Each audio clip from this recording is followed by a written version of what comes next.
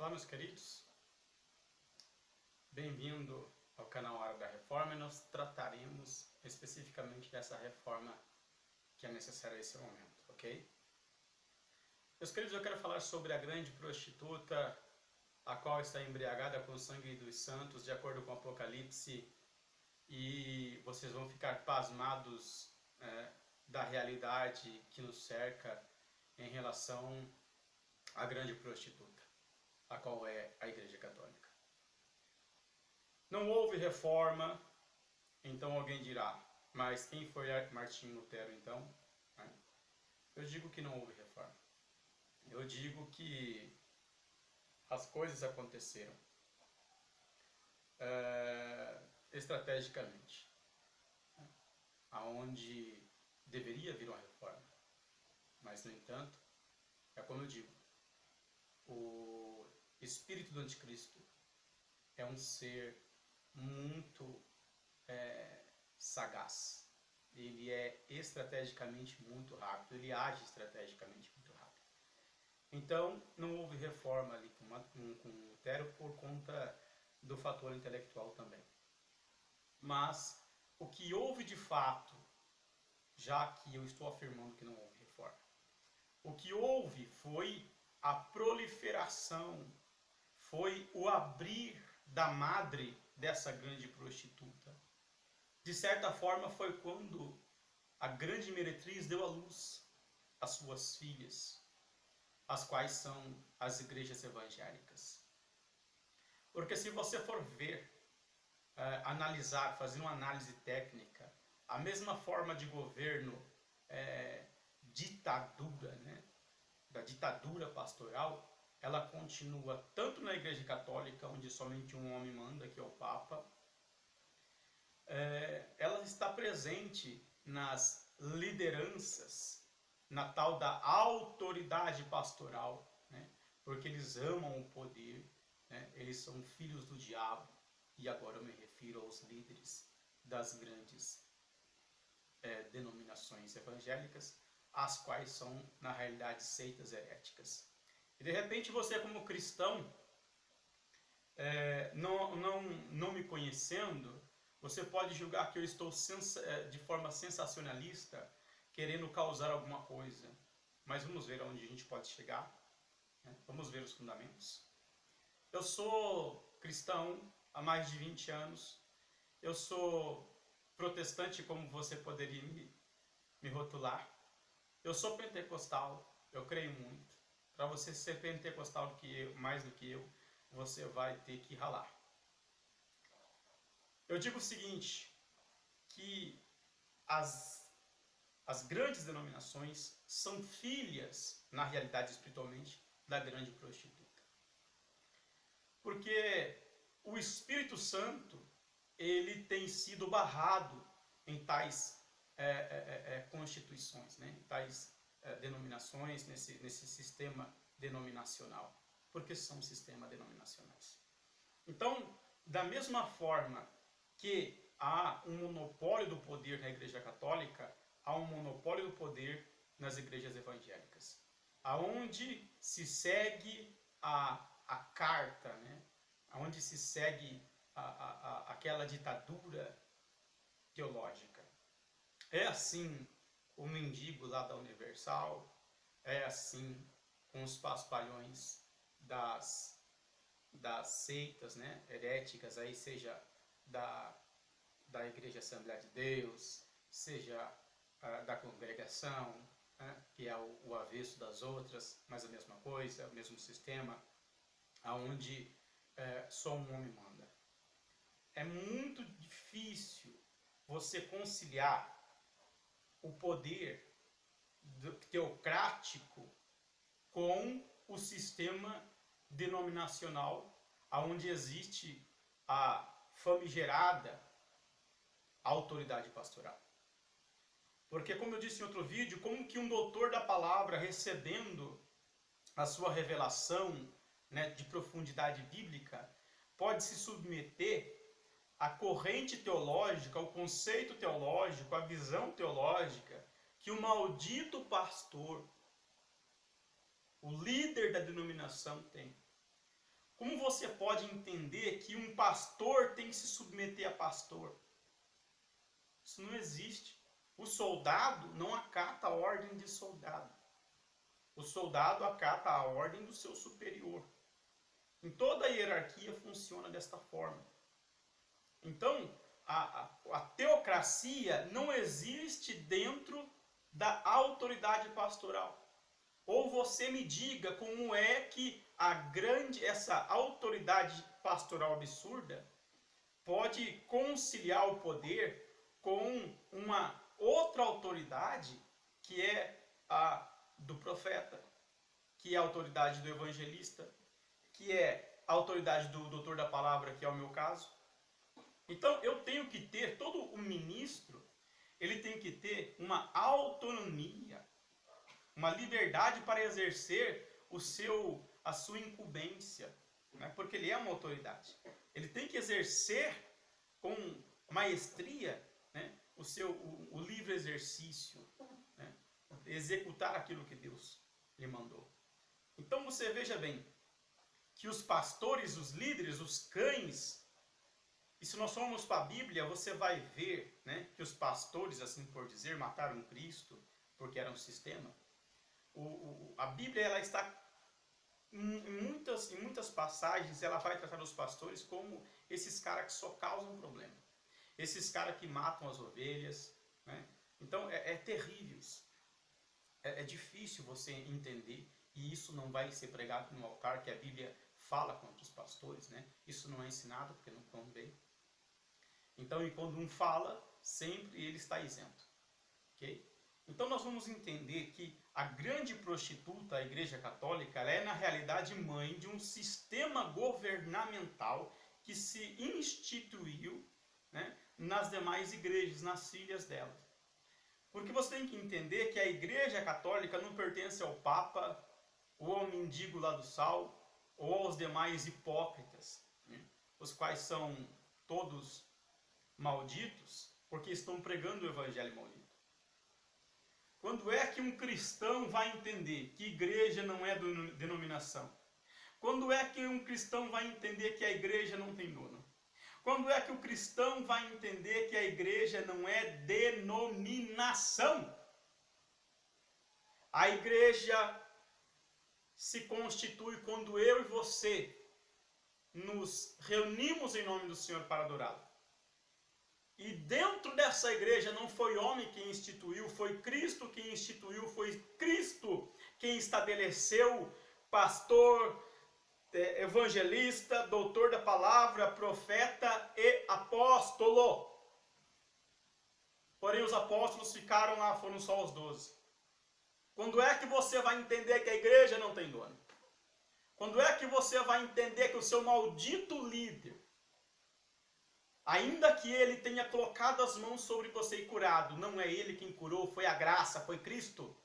E você passa a partir de um momento em que você vê uma manifestação da graça através da vida deste homem, você o passa a adorá-lo. Ele vira o seu ídolo. É a mesma situação da Igreja Católica, onde os protestantes, os imundos, que senta em cima do seu rabo e fica apontando o erro do outro, diz para o católico: você adora imagem de escultura, mas você é cristão, adora o teu pastor. Você endeusa o teu pastor, isso é nojento. Que você não é grato à graça. Você não entende que ele não deixa os demais ministros lhe falar a verdade. Me explique teologicamente quando é que o ministro, os demais ministros têm que se submeter à teologia do teu maldito líder, do maldito evangelho que você abraçou e está sobre maldição, e vai assim como o teu pastor chegar naquele dia e dizer: nós expulsamos demônios, nós curamos, nós levantamos paralíticos, nós levantamos defuntos, nós ressuscitamos em teu nome, Senhor. E ele vos dirá abertamente a você: é o cão do teu líder. Nunca vos conheci. Apartai-vos de mim, vós que praticais a iniquidade. Existe uma liturgia de culto a ser respeitada. Mandamento não se pode ser quebrantado. Nós temos mandamentos na graça que não estão sendo observados. E este momento é a hora da reforma, onde as 5 prudentes vão ouvir a palavra, porque está escrito: as minhas ovelhas ouvem a minha voz, e elas reconhecem a minha voz. Elas reconhecem que eu as chamo para o meu aprisco, para um lugar seguro, porque se você atuar, se firmar nos princípios da Bíblia, a tua família não vai ser destruída, a tua vida não vai ser destruída, ainda que porventura hajam perdas consideradas por este mundo, contudo as perdas espirituais não ocorrerão, e o que importa são as perdas espirituais. O que importa é o que você vive, o que importa é você estabelecer a sua fé dentro de um contexto de eternidade. E isso está fora do alcance teológico e das denominações. Quando você se posta em obediência, o Espírito Santo toma a sua vida. O Espírito Santo te conduz a todo o caminho de verdade. E é por isso que está escrito: as minhas ovelhas ouvem a minha voz. Quando você ouve um ministro falando a verdade, então você entende que é Deus usando ele pelo Espírito Santo. O que se manifesta na minha vida é dom de conhecimento. Conhecimento bíblico. Porque eu sou doutor da palavra. E eu não posso ter espaço dentro de um púlpito. Não que eu esteja aqui requerendo alguma coisa ou reclamando alguma coisa. Porque esses safados, eles pensam que eles são donos e eles podem dividir e o poder está na mão deles. Esses safados, líderes de denominação, os grandes, eu estou falando dos grandes, aqueles dizem que debaixo da minha autoridade, eu estou debaixo da autoridade de Cristo. Foi Cristo que me levantou e não foi nenhum Zé Ruela, pastor, porque ele não tem essa condição espiritual. Quem levanta ministro é a graça. Você tem que entender isso. Você pode ir pulando no monte, falando em línguas estranhas, no manto, você fechar os seus olhos.